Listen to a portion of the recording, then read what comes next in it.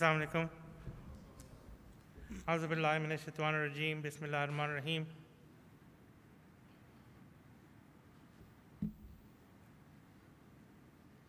So, my previous two speakers have talked about how do we bring water in and how do we get water to come in, into our lives.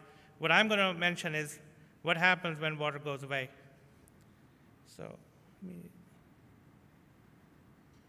So the verse that was recited by Dr. Khair al-Bari Sahab, قُلْ أَرَيْتُمْ إِنْ أَصْبَحَ مَعَكُمْ غَوْرٌ فَمَنْ يَأْتِكُمْ بِمَاءٍ مَعِينٍ.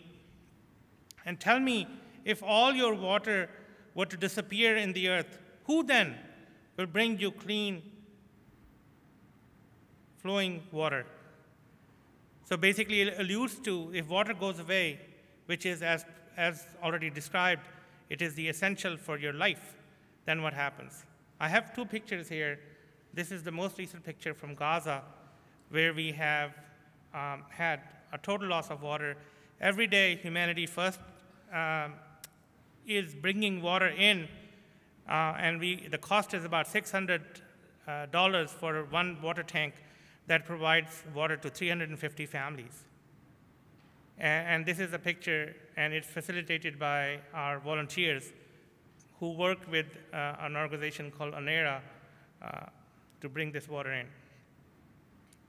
So with this in mind, just wanted to bring a perspective, and we want to bring a thought that where we stimulate the engineers and the scientists to see how we can provide water during disasters and how we can plan ahead.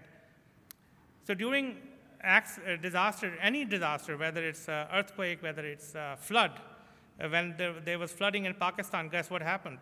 All the wells got flooded. There was no water for the people to drink.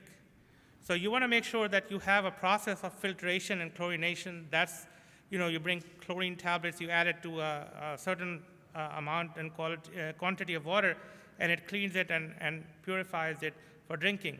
Another area is desalination.